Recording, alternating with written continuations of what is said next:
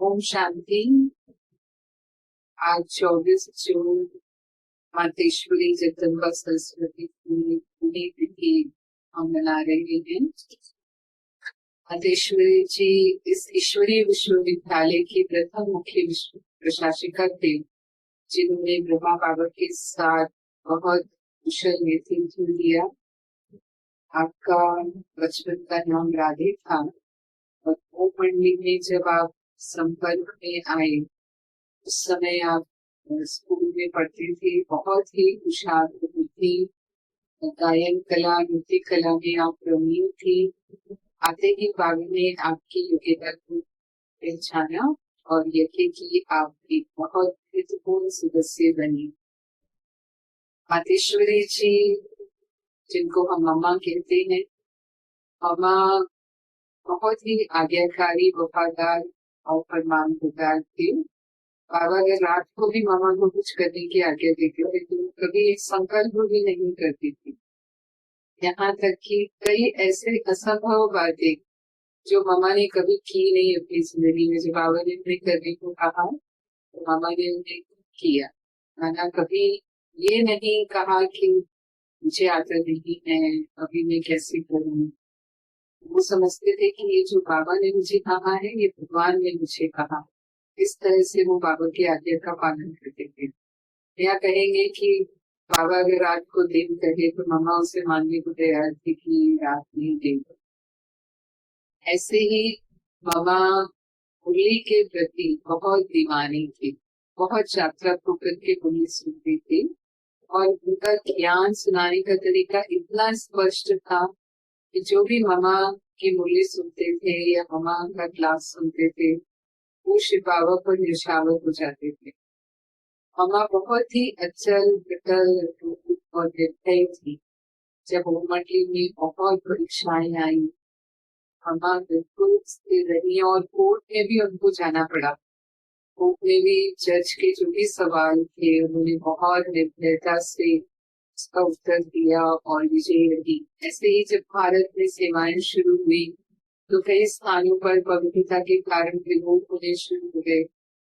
दिल्ली में ऐसे ही केस हुआ जब मम्मा दिल्ली में थी तो एक माता के जो पति था वो बहुत ही विरोधी था। तो जब उसको पता चला कि मातेश्वरी जी आई है तो वो जैसे उसने हंगामा भी कर दिया कि मुझे मिलना ही है उनसे, और बहनें डरती थी उनसे मिलाने के लिए कि पता नहीं क्या करेगा। लेकिन वो सबको हटाते हुए सेंटर में घुस गया और उस समय मम्मा जो है वो फर्स्ट फ्लोर पर थी। वो फर्स्ट फ्लोर पर भी चढ़ गया और जब वो मम्मा के सामने पहुंचा तो मम्मा एकदम शांत अवस्था में बैठी थी। मम्मा को देख करके वो कुछ बोल ही नहीं पाया, उनके सामने एकदम शांत हो गया। मम्मा ने उसको बहुत स्नेह से शक्तिशाली दृष्टि दी और वो हाथ जोड़ते हुए मम्मा के सामने बैठ गया और कुछ समय तक बैठा ही रहा और फिर बिना कुछ कहे चला गया। फिर सबने सोचा कि पता नहीं इसने क्या कहा, लेकिन ये मामा की स्थिति थी कि मामा जब स्वयं शांत स्थिति में थी तो उन्होंने उस आत्मा को ही शांत कर दिया और उसके बाद उसने यही कहा कि ये ब्रह्मा कुमारियां सब अलग है लेकिन इनकी मम्मा तो बिल्कुल देवी। तो ये था मामा का प्रभाव। कैसी भी आत्मा को शांत करने की शक्ति थी उनके अंदर। मामा की चलन बहुत रॉयल थी और मामा की वाणी बहुत अच्छी थी और मामा मुस्कुराते थे। उनके चेहरे पर सदा ही रूहानियत की चमक रहती थी। कभी भी जोर जोर से हंसना, माना बाह्य मुक्ता का कोई भी संस्कार मामा में देखने में नहीं आता था।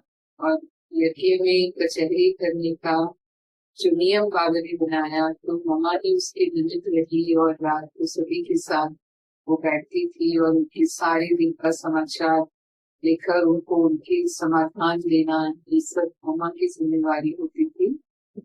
और ऐसे ही मामा को हमने लास्ट में भी जो हम सुनते हैं कि जब मामा को बीमारी थी उस समय भी मामा की स्थिति कितनी उछल थी। बहुत तीव्र पुरुषार्थ करके मामा ने कम समय में ही अपनी संपूर्ण स्थिति को प्राप्त किया और आज बाबा उनसे लगभग 60 वर्ष हो गए हैं वहां को गए हुए। बाबा उनसे नई दुनिया की स्थापना की कार्य की सेवा करा रहे हैं।